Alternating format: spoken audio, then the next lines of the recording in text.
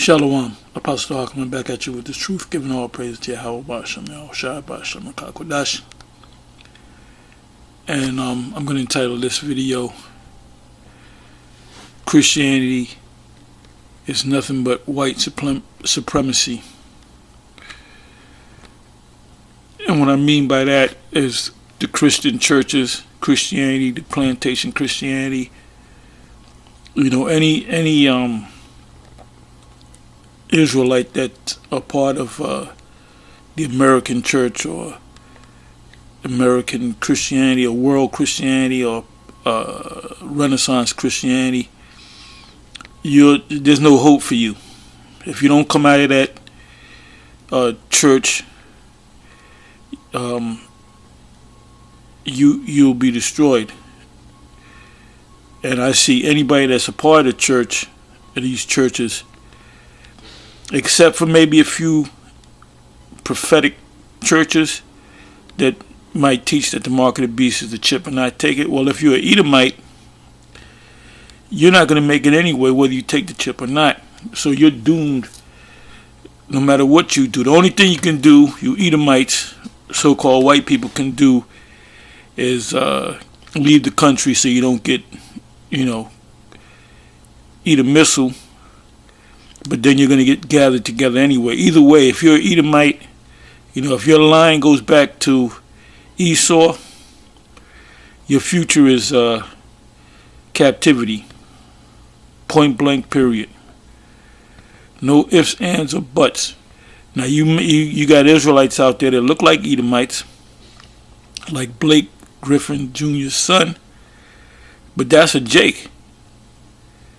Anyway, this is from a video that I just came across entitled Response: Are Black People the Result of the Curse of Ham? And you see here on the left of your screen is what appears to be an Edomite. Could be of Italian descent, Irish descent, and whatever.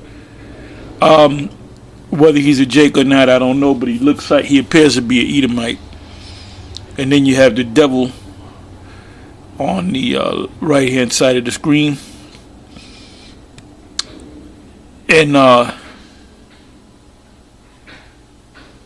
in this video, it's a short video, this individual explains about the curse of Cain. And he does say that the curse of Cain are not so-called African Americans, but then he speaks about Cush. Now he doesn't say that we're the descendants of Cush or the Cushites. He even mentions Moses marrying an Ethiopian woman and Moses' sister Miriam coming against him for that, and the Most High cursing her with leprosy. And it's funny how he didn't go into what leprosy was all about. When you read about leprosy, is when you turn white, when your pigment is taken away, like an albino. Edomites basically are albinos. They're clean lepers. That's why they can work in restaurants and make food. And you can shake an Edomite's hand. He's not a contaminated. You have contaminated the lepers, unclean leopards, which are contaminated, which you would have to quarantine. And then you have clean leopards, which are so-called white people. We went through this before. And you can't pull the wool over Jake's eyes. Jake is waking up, man. Even Vocab Malone, John Michael Reiser is his actual name. He even did a video a couple of weeks back saying that, well, in the video he said that there's about 8 million of our people that identify in one way or another that they're Israelites, and I believe there's supposed to be 1 million or more that actually they know that they're Israelites, according to the information that he read in that video that he did, that Vocab did. And that just shows you one thing, that Esau, He checks out everything. He keeps tabs on who think that the Israelites, who's about to be an Israelite, who the Kemetic people are, the Moors. He keeps tabs on everybody, man. Well, that's why he has a census. Anyway, so you see the image right there. Like I said, the guy said, he did say, one of the few that said that we are not the sons of, Jake is not any of the sons of Cain or Canaan, the grandson of Noah. But he doesn't really say who we are. He like I said, he mentioned Cush, but he didn't say that we're Cush. But it almost seems like he was leaning towards, maybe we're Cushites. And Esau, you can't dictate to us no more because we study now, and the Most High is opening our eyes. Okay, where are we? Okay, this is right here. This what I did. I found a book on PDF file, and it says the curse of Canaan and the American Negro.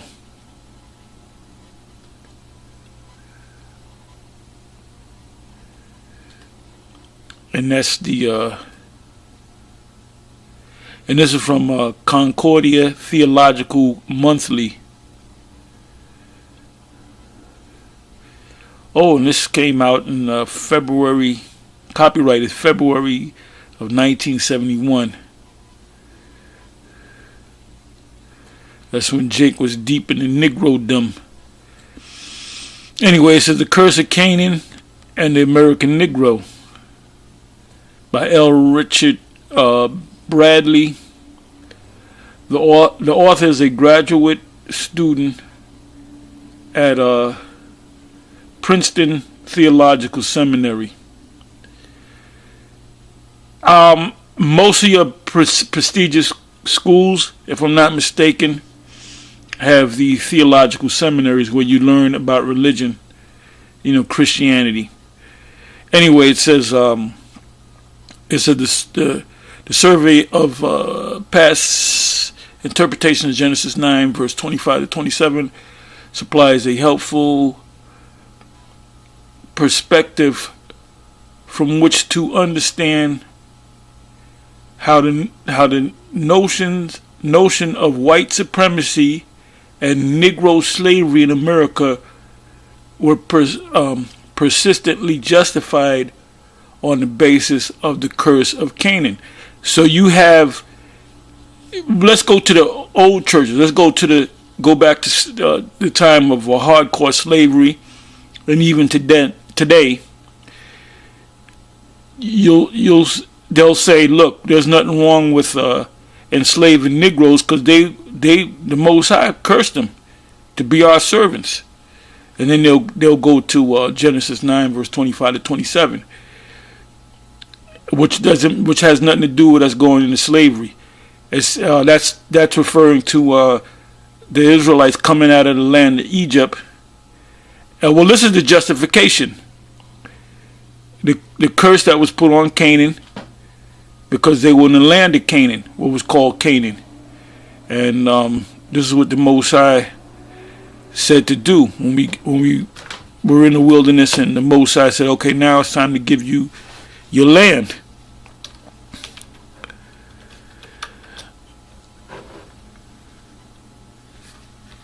Deuteronomy 7.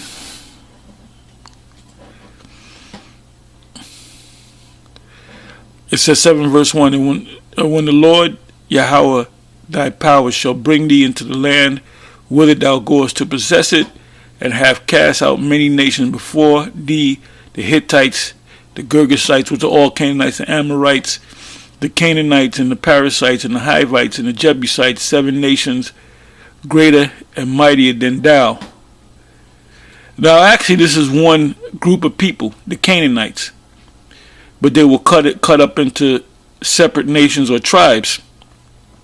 It says, and when the Lord thy power shall deliver them before thee. Thou shalt smite them. The word smite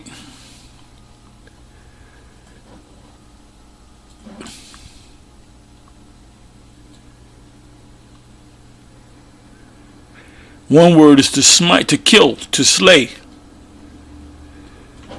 So the Most High said, go into the land where these people have been living there for so many years and just kill them.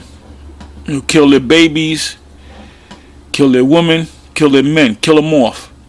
Don't make any agreements with them. As you read down, and that's how the Most High gave us the land. So what Esau is doing, I mean, they don't do it too much now because they're ashamed of it. They're ashamed of their past, crimes.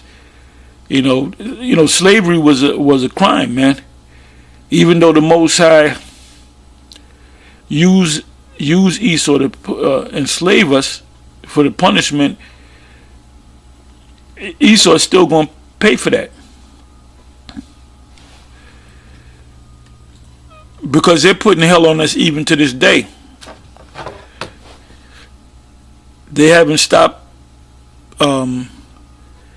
discriminating against us.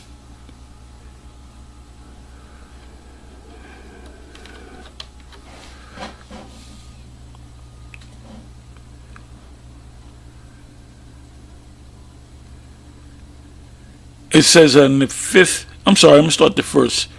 Moreover, the word of the Lord Yahweh came unto me, saying, Son of man, set thy face against Mount Seir. What does Mount Seir represent? It's not talking about going to an actual mountain and cursing out a mountain. Mount Seir represents the government of Esau, where there's no government of Esau down there set up. There ain't no power coming out of Mount Seir.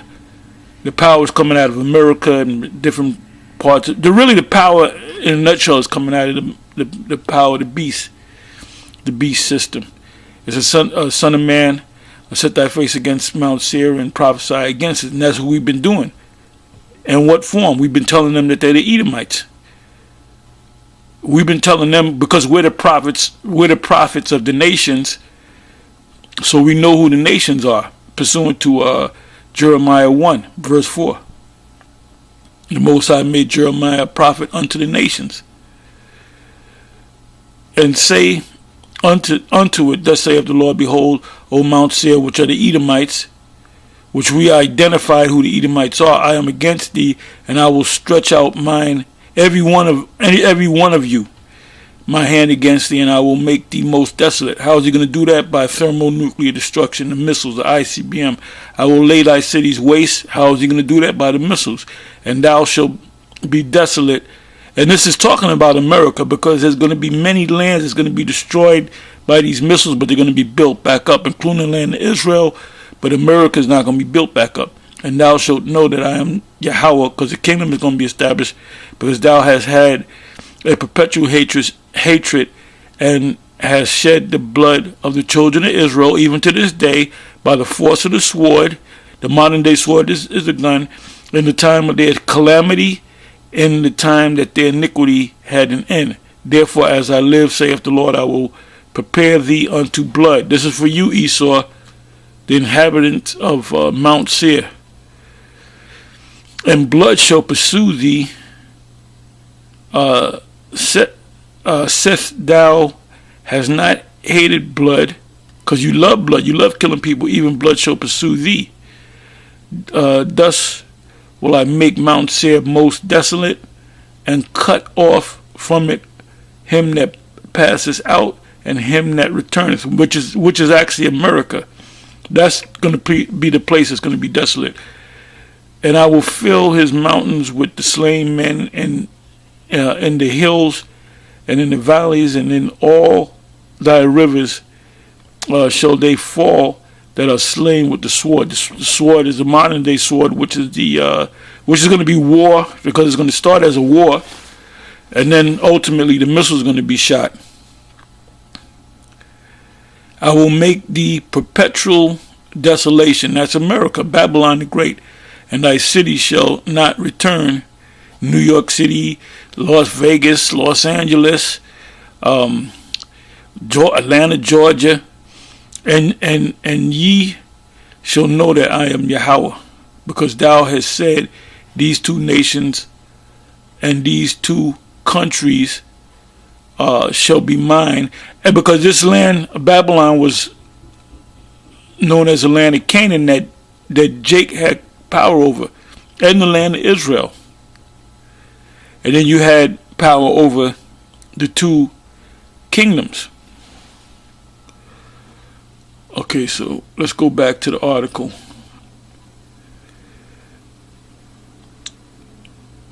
Okay, it says how the notion of white supremacy and Negro slavery in America were persistently justified on the basis of the curse of Canaan. That's what they use.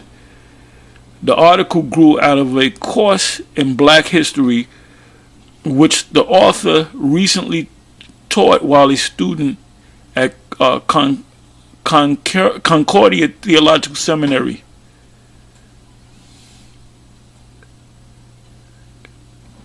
It says one of the darkest spots in the record of race relations within Christianity has been the use of the curse of Ham. See, that was their justification to justify the American institution. And when we teach you that you're going to slavery, we're just bringing out of the Bible. We're going to be justified in enslaving you. You got to get your mind right. You got to get your mind ready for this destruction, and to be working out in the field and getting your ass kicked and being on the bottom. It says American institution of slavery and corresponding deprecatory views about black people. Many, and what they're finding out now, and they're losing sleep over, is that we're the Israelites. It says many, and then you know what they're doing? A lot of these Christians, what they're doing, they're finding out where the different camps are, and they're going to the camps and confronting the camps and saying that we're not the Israelites, and it's tired, you know. And the reason why you're doing it, because in the back of your mind you're saying, what if it's true? Like I was watching a video, AOC, they back on the streets. Hashar wasn't there, but there was the main brother, the heavyset brother. I remember him when he was born. I remember his father. Man. Long before that man was born. I remember when he was born, and they brought him up to One West, and they anointed him with oil. I was right. I remember him. I remember him growing up. So show you how far back I go. It says, so you had this, when you watch that newest video that they had on the street, you had an Edomite, guy that looked like an Edomite, he could have been Italian, and you had, I believe it was two Jakes, and they were bringing up the same argument that Vocab brings up. They bring up the same argument, you know, the slavery thing, and Deuteronomy 28 is not talking about that. You should sell yourselves, and no man shall buy. Where in history can you give me a time in history where people went from one country to another country, stand out on the seashore talking about we're for sale, you want to buy us? Well, if you're selling yourself, who's going to get the money? So you're gonna sell yourself into slavery. The person says, I'll buy you. You're going to pocket the money, and then you're going to go work for the guy? That's stupidity. It says views about black people, many present day difficulties in relating the white church to its black counterpart stem from the pro-slavery, pro-white supremacy interpretation, because that's what it is. This is white. The Christian, American Christian church is an institution of, you might as well have KKK centers all over the place. I have a friend in Pennsylvania, two houses down, there's a church, and it's a KKK church. And the guy was in there, he had the KKK, the symbols and shit. And he took me into the guy's church, and I went in there, and the dude said, "How you doing?" and shook my hand. I said, "Hey, what's up?" You know. I said, "Look, hey, they don't bother them, and nobody, and the people around there, Jake and Ephraim, that live in that area. But there's right in the smack in the middle is a church that part of their religion is the whole KKK thing. But it was crazy, man. We just went up in the church, and the guy, "Hey, what's up?" I said, "God, this is madness, man." I didn't even get mad at the dude. I was like bugging out. Anyway, it goes on to say, many present-day difficulties in relating the white church to its black counterpart stem from the pro-slavery, pro-white supremacy interpretation, which, because Esau, the so-called white man, believes that book, the Bible, is for him, and that there's a, I guess they would, the guy, the Hebrew National Frank commercial, if we go to a higher authority, and you got the Uncle Sam, well, that would be the Most High, white here with American. They probably think the Most High is up there in heaven with an American flag behind him, man, rooting for Donald J. Trump. These Edomites are not playing with a full deck. It says pro-white supremacy interpretation, which various commentators have attached to white commentators, Edomites, attached to Genesis chapter 9, verse 25 to 27. Many American churches once preached a gospel which declared the Negroes to be essentially inferior, which they still do. There's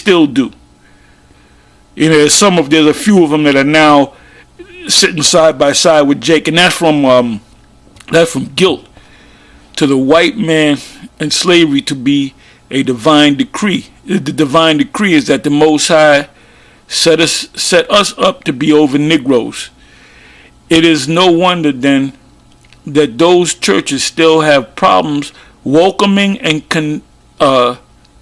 entertaining the Negro on the basis of spiritual equality. So you still got churches, and you know what? Why isn't vocab going to these churches over their racist practices? Vocab, pretends to love Jake, and he got Jake with him. Okay, which that's a good thing, but guess what? He's deceiving them. And those Jakes that are under vocab are suffering from a Stockholm syndrome. Look that up. Look that word up. It says, in fact, recent sociological studies indicate that many white Christians still adhere to these beliefs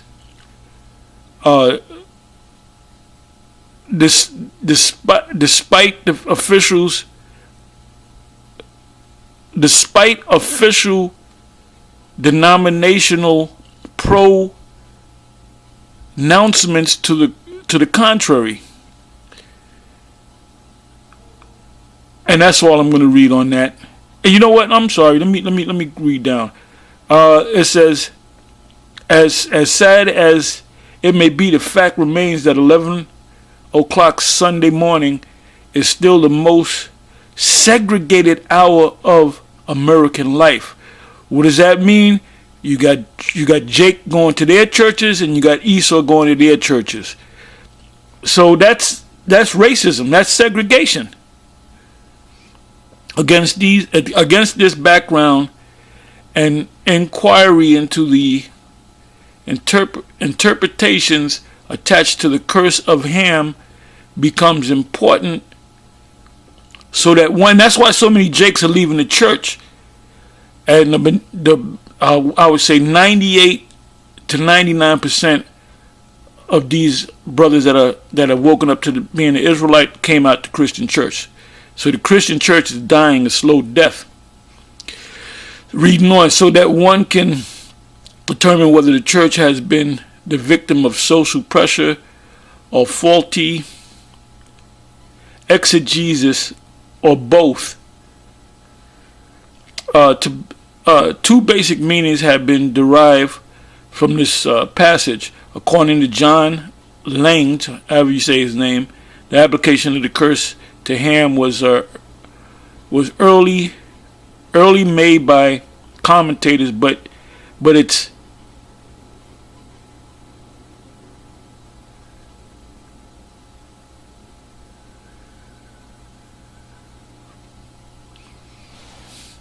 anyway. That's all I'm going to read. I'm just going to keep on reading. Anyway, the key point was right here.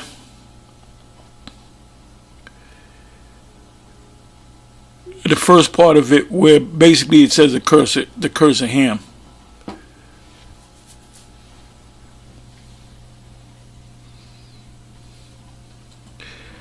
And let me cut this short. Lamentation 4.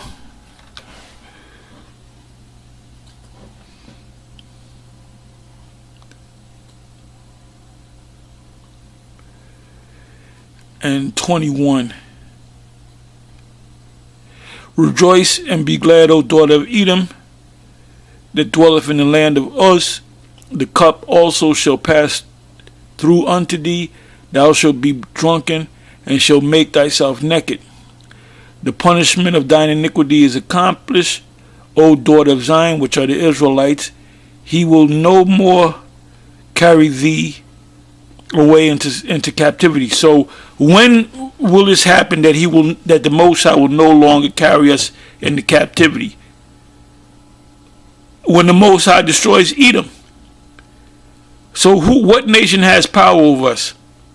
The so-called white man, Europeans. So by a process of elimination, who would they have to be? It can't be Canaanites or Moabites. They're Edomites. This scripture right here proves that you so-called white people are Edomites.